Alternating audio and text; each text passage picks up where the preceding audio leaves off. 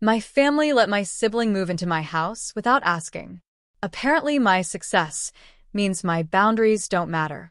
I am a 32-year-old woman, and I just changed all my locks while my family watched from my driveway. They're not happy. This is the story of how my family decided my younger brother could live in my house without asking me, and how I taught them that success does not equal obligation. The background. I am the oldest of 3 kids. I have a brother Kyle who is 29 and a sister Emma who is 26. Growing up, I was the responsible one. The one who did homework without being asked. The one who got good grades. The one who worked part-time in high school and saved money for college. Kyle was the troubled one. The one who barely graduated high school. The one who could not keep a job. The one who our parents constantly made excuses for.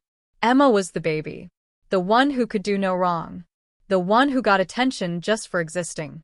I learned early that being responsible meant being invisible. My successes were expected. Kyle's problems were urgent. Emma's existence was celebrated. I got a full scholarship to State University. Graduated with a degree in software engineering. Got a job at a tech company making $75,000 right out of college. Kyle dropped out of community college after 1 semester. Worked various retail jobs. Got fired for most of them. Lived with our parents. Emma went to art school. Our parents paid for it. She graduated and moved back home to figure out her life. By the time I was 28, I had been promoted twice. I was making $130,000. I bought a house. A nice 3-bedroom house in a good neighborhood. My house. That I paid for. With my money. Our parents were proud. But also expectant. "You're doing so well," they would say. "You should help your brother get on his feet. You should let Emma stay with you while she looks for work. Your family. Family helps family." I said no. A lot. My house was mine. My space was mine. My success was mine. I earned it. I did not owe it to anyone. Our parents did not like that answer. The discovery. 2 months ago, I went on a work trip. A week-long conference in Seattle. I left on a Monday morning. My house was clean. Empty. Locked. Mine. I came home Friday evening. There was a car in my driveway I did not recognize. An old Honda Civic with a dent in the bumper. I parked behind it, walked to my front door, put my key in the lock. The door was already unlocked. I pushed it open slowly. Heard voices inside. The TV was on. I walked into my living room. Kyle was on my couch, feet on my coffee table, eating chips, watching my television. He looked up when I walked in. Did not seem surprised. "Oh hey," he said. "You are home early." I stared at him. "What are you doing in my house?" He gestured at the TV like it was obvious. "Watching the game." Kyle. "Why are you in my house?" "Mom said I could stay here for a while. She gave me the spare key." My brain stuttered trying to process that sentence. "Mom gave you my spare key? The key I gave her for emergencies?" "Yeah. She said you would not mind." "I mind. I mind a lot. Get out." Come on. Do not be like that. "I just need a place to crash for a few weeks." "A few weeks? You moved in?" I walked past him toward the stairs. Heard sounds coming from upstairs. From my guest bedroom. I took the stairs 2 at a time. Opened the guest bedroom door. Kyle's stuff was everywhere. Clothes on the floor. Bags on the bed. His laptop on the desk. Trash overflowing from the small wastebasket. He had moved in. Completely. Without asking. I went back downstairs. Kyle was still on the couch. "Get your stuff and get out." Now. He rolled his eyes. "You are being dramatic. Mom said you have extra space and I needed a place to stay. It is not a big deal. It is a huge deal. This is my house. You do not get to just move in without asking me." I did not move in without asking. Mom asked for me. Mom does not live here. She does not own this house. She does not get to offer it to you. He shrugged. "Well, I am here now. And I do not have anywhere else to go. So maybe just calm down and we can talk about this like adults." Adults ask permission before entering someone's home. Adults do not squat in houses they do not own. Get out. I am not leaving. Call Mom if you have a problem. So I did. The phone call. Mom answered on the second ring. Hi, honey. Are you back from Seattle? Mom. Why is Kyle living in my house? Living is a strong word. He is just staying there temporarily. You gave him my spare key and let him move into my house without asking me. You were traveling. We could not reach you to ask. I was at a work conference. I had my phone. You could have called, or texted, or emailed, or literally any form of communication. We did not want to bother you while you were working. So you decided to let Kyle break into my house instead? He did not break in. I gave him a key. A key you have for emergencies. Not for moving my unemployed brother into my guest room. Kyle needed a place to stay. You have a 3-bedroom house all to yourself. It made sense. It made sense to you. Did it occur to you to ask me? You would have said no. Exactly. I would have said no. Because it is my house. And I get to decide who lives in it. You're being selfish. He is your brother. He needs help. Then you help him. Let him live with you. There is no room. Emma is still in her old room and your father's office takes up the spare bedroom. So you have no room, but I am supposed to give up mine? You have the space. And you make good money. You can afford to help. That is not the point. The point is you violated my boundaries and my trust. Tell Kyle to get out of my house. I am not doing that. He is settled in now. Just let him stay for a few weeks until he gets on his feet. No. He is leaving tonight. Ava, you are being unreasonable. I am being unreasonable? You gave away access to my house without my permission, and I am the unreasonable one? We are family. Family helps each other. Your grandmother would be so disappointed in you. My grandmother would be disappointed that you are using her memory to manipulate me. Kyle is leaving. If he is not out by tomorrow morning, I am calling the police. You would not dare. Watch me. I hung up. The confrontation. Kyle had heard my side of the conversation. He did not look concerned. You are not actually going to call the cops on me. Yes, I am. You are trespassing. I am your brother. You are a trespasser, who happens to be related to me. Get your stuff and leave. Where am I supposed to go? Not my problem. You figured out how to get into my house without permission. Figure out where to go with the same creativity. This is messed up. I thought you cared about family. I care about family who respect me. You do not respect me. Mom and Dad do not respect me. None of you respect my boundaries or my home. I just need a few weeks. I need you out of my house. Now. He stood up. Fine. But you are going to regret this. Mom and Dad are going to be so pissed. Good. They should have thought about that before giving you my key. The removal. Kyle did not leave that night. He went upstairs, slammed the guest bedroom door, stayed there. I slept in my room with a chair wedged against the door. Not because I thought Kyle was dangerous, but because I did not trust him. The next morning I woke up at 6. Got dressed. Went downstairs. Kyle's car was still in the driveway. I made coffee. Sat at my kitchen table. Called a locksmith. Can you come change all my locks today? It is an emergency. The locksmith said he could be there by 10. At 9:30, there was a knock on my door. I opened it. My parents. Both of them. Looking angry. We need to talk, Dad said. I let them in. We sat in the living room. Kyle came downstairs. Stood behind the couch like he was on their team. This is ridiculous, Mom started. You cannot kick Kyle out over something so petty. Petty? He moved into my house without my permission. He needed help, Dad said. We gave him help. That is what family does. By violating my home and my privacy, you have plenty of space. It is not like he is bothering you. He is literally bothering me right now by being in my house against my will. You are being dramatic. I am being clear. This is my house. I worked for it. I paid for it. I decide who lives here.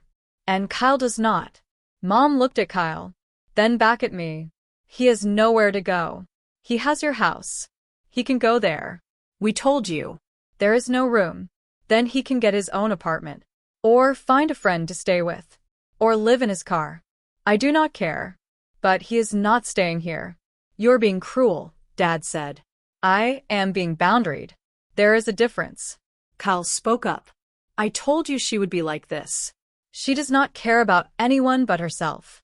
I make $130,000 a year. I pay my mortgage on time. I maintain my home. I live independently. That is not selfish. That is successful. And none of you get to punish me for that by deciding I owe you access to what I have built. We are not punishing you, Mom said. We are asking you to help your brother. No. You are telling me to help my brother. Without asking. Without considering my feelings. Without respecting that I have the right to say no. The locksmith van pulled into my driveway. Perfect timing. That is the locksmith, I said. He is here to change all my locks. When he is done, none of you will have keys to my house anymore. Mom's face went pale. You are changing the locks? Yes. Because you abused the emergency key I gave you. So now you do not get a key at all. Ava, that is not fair. What is not fair is giving my key to Kyle so he could move in without asking me. We are your parents. We should have a key. Parents who respect boundaries get keys. Parents who violate boundaries get nothing. The locksmith knocked. I let him in. Explained what I needed. He got to work. My parents and Kyle stood in my living room watching. You're going to regret this, Dad said. No. I am going to regret not doing it sooner. The aftermath. The locksmith changed all 3 locks. Front door, back door, garage door. It took 2 hours. My parents and Kyle stayed the whole time, like they thought their presence would change my mind. It did not. When the locksmith finished, I walked to the door, opened it, looked at my family. Time to go. Kyle grabbed his stuff from upstairs. Took 6 trips to load his car. Complained the whole time. I stood in the doorway and watched. When his car was packed, my parents walked out. Kyle followed. They stood in my driveway, staring at me. You are making a mistake, Mom said. No. I made a mistake when I gave you an emergency key and trusted you would not abuse it. I am fixing that mistake now. I closed the door, locked it, with my brand new lock. Stood there for a minute, listening to them leave. Then I went to my kitchen, made more coffee, sat at my table, and smiled. The pressure campaign. The calls started within hours. Mom called 8 times that day. I did not answer. Dad called 6 times. Voicemails ranged from disappointed to angry to pleading. Kyle sent texts. You just made me homeless. I hope you're happy. Everyone is going to know what kind of person you really are. I blocked his number. My sister Emma called. What is going on? Mom says you kicked Kyle out? Mom gave Kyle my house key without asking, and he moved in while I was traveling. So yes. I kicked him out. He needed help. Then Mom and Dad should help him. Or you should. But I am not required to house him just because he is my brother. You have the space. That does not mean I have the obligation. Family helps family. Family respects family. They did not respect me. So I am protecting myself. She called me selfish and hung up. Extended family started weighing in. My aunt sent a long text about how I was tearing the family apart over pride. My uncle said I should be grateful I can help people and stop being stingy. My cousin said she always knew I was cold. I did not respond to any of them. I was not cold. I was not stingy. I was not proud. I was boundaried. And I was done apologizing for that. The showing up. 2 weeks later, Mom and Kyle showed up at my door unannounced. I saw them through the window. Did not open the door. They knocked. Rang the doorbell. Knocked again. I know you are in there, Mom called. Your car is in the garage. I turned up the volume on my TV. They stayed for 20 minutes. Then left. Dad tried next. Showed up on a Saturday morning. Ava, open the door. We need to talk like adults. Adults respect boundaries. Come back when you learn how. He left. They tried showing up together. As a united front. I called the police non-emergency line. My family keeps showing up at my house uninvited after I ask them not to. Can you help? The officer who responded was kind. She spoke to my parents in my driveway while I watched from inside. Ma'am, she said to my mom, your daughter has asked you not to come here. You need to respect that. If you continue showing up, she can file for a restraining order. My mom looked horrified. A restraining order? Against her own parents? If necessary, yes, the officer said. They left. They did not come back. 3 months later. It has been 3 months since I changed my locks. My parents have not spoken to me. Kyle is living in my parents' basement. Emma moved into an apartment with roommates to make room. The family group chat that I muted is apparently full of posts about me. My cousin screenshot some and sent them. Ava is selfish. Ava thinks she is better than everyone. Ava cares more about money than family. I do not care. I have not lost sleep. I have not cried. I have not regretted my choice. My home is mine again. My space is peaceful. My boundaries are intact. I got a promotion at work last month. I am now making $150,000. I did not tell my family. They do not get to know about my success anymore. They do not get access to my life. They get nothing. Because they showed me they only care about what I can do for them, not who I am.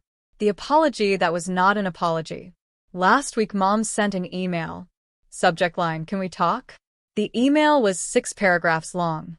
It said she was sorry things got so out of hand. It said she understands I need space. It said she hopes we can move forward as a family. It did not say, "I am sorry for giving Kyle your key," without asking.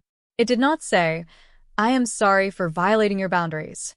It did not say, "I am sorry for treating your success as an obligation instead of an achievement."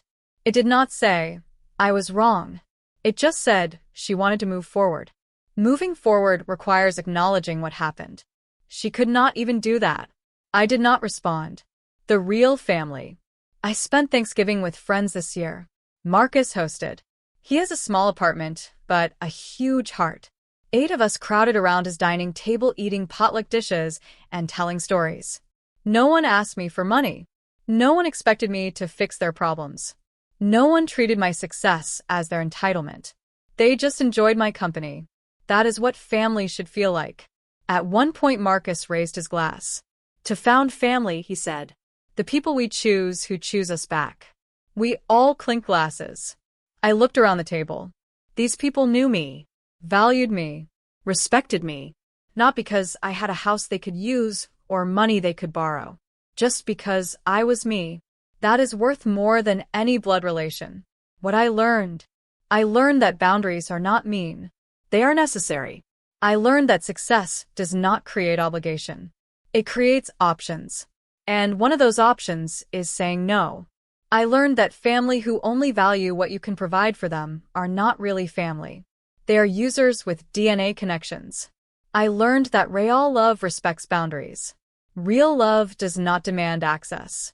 Real love does not manipulate through guilt. And I learned that sometimes the most loving thing you can do is close the door, lock it, and refuse to open it again until the people knocking prove they respect what is on the other side. My house is mine. My success is mine. My life is mine. And no one gets to take that from me. Not even family. Especially not family. Final update. Kyle is still living in my parents' basement. He is 29 years old. Emma moved out but still goes to them for money regularly.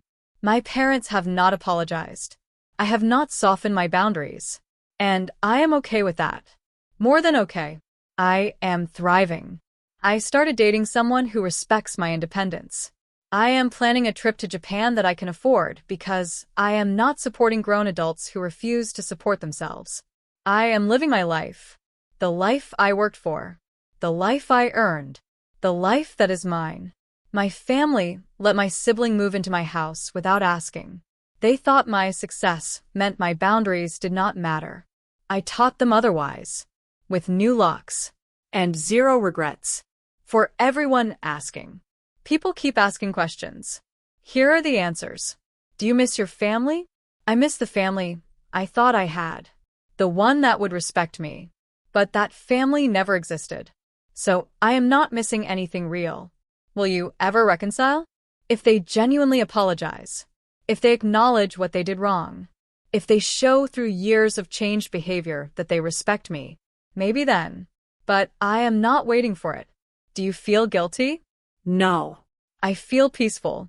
Guilt is for people who did something wrong. I protected myself. That is not wrong. What would you say to others in similar situations? Your success is yours. Your home is yours. Your life is yours. You do not owe anyone access just because you are related. Set boundaries. Enforce them. Do not apologize for protecting yourself. Are you happy? Yes. Genuinely, completely, entirely happy. For the first time in years. Because I am living for me, not for people who only valued what they could take. End. My family let my sibling move into my house without asking. Apparently my success means my boundaries don't matter. I changed the locks and taught them different. Best decision I ever made.